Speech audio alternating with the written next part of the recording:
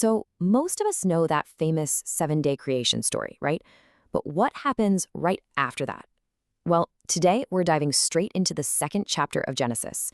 It's a story that zooms in from this massive cosmic scale to the really personal creation of the first human and their world.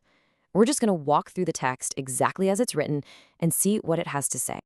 Right off the bat, the chapter tells us we're shifting gears. After the huge, epic creation story in chapter 1, this line is like a signal. It tells us we're zooming in, moving from that sweeping universal view to a much more intimate, ground-level story of creation. But, before we jump into that news story, the chapter first ties up a bit of a loose end from the last one. It kicks off by showing us a world that is completely finished, setting the scene with this really powerful sense of finality and rest. The language here is just absolute. The whole grand project of creation, it's officially done. Every star, every ocean, every single living thing is in its place. This really sets the stage with a vision of a perfect, completed world right before our new, more focused story begins. And all the emphasis lands on this one number, 7. The seventh day isn't just another day. The text tells us it's set apart, it's blessed, and it's made holy for one very specific reason. It marks the exact moment that creation ended and rest began. Okay, so now the focus shifts, and it shifts dramatically. We go from the universal all the way down to the personal with the formation of the very first human being. The text paints a really fascinating picture here. This isn't some barren wasteland. It's an earth that's, well, it's waiting.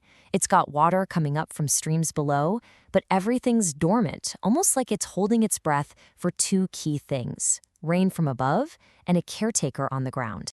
And here he is, that caretaker.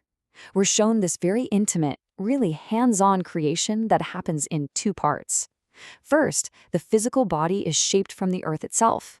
But it's that second step that changes everything. This breath of life is what animates the dust, transforming it into a living being. So, with the man created, he's immediately given a home. And not just any home, but a specific, specially prepared environment that has become absolutely legendary. This garden is presented as a true paradise, designed for both beauty and, for survival. It's filled with trees that are beautiful to look at, it provides tons of food, and it's perfectly watered. It's a world created specifically with its new resident in mind.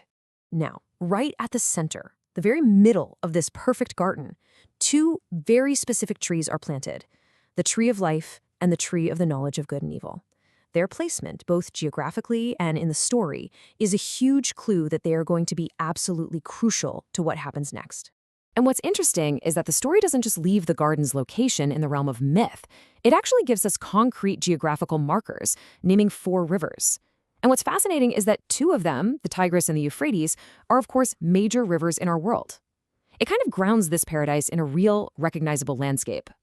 So the man is in this perfect garden, and now he's given his instructions. He's got a job to do and one single rule to follow. So what's his purpose? Well, he's given the role of a steward, a gardener. His job isn't to just passively enjoy the place, it's about active cultivation. He's tasked with working and taking care of the very paradise he's been placed in. And then comes the rule. In a garden of complete freedom, with countless trees to eat from, just one is forbidden. The command is incredibly simple, and the consequence is laid out with absolute clarity.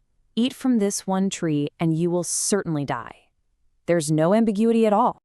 All right, so the stage is set, the rule is established, and now the narrative introduces its very first problem. And right here, for the very first time in the entire creation story, something is declared not good: the man's solitude. It's identified as the first real problem in paradise, a problem that needs a solution.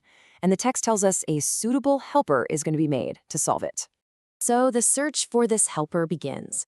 All the animals are brought before the man, and this act of naming is a big deal. It shows his authority and his intelligence.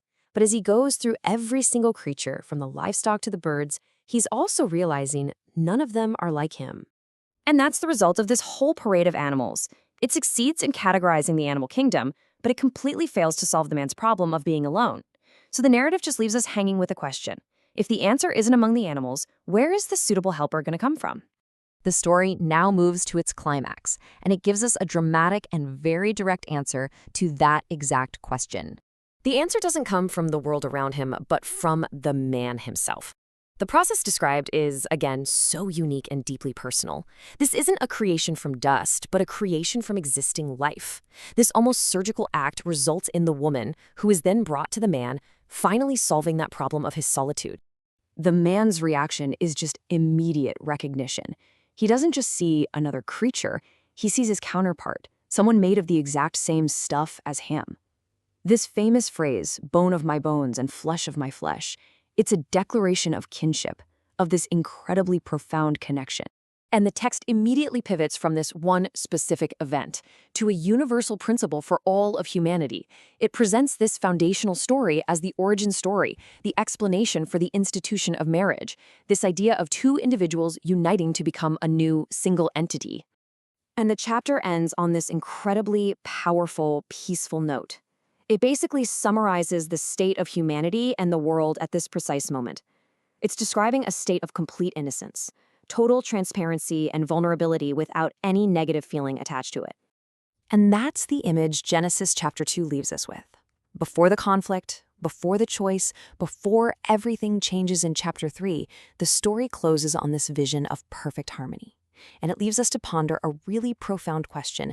What exactly does a world without shame look like? And what was lost when it disappeared?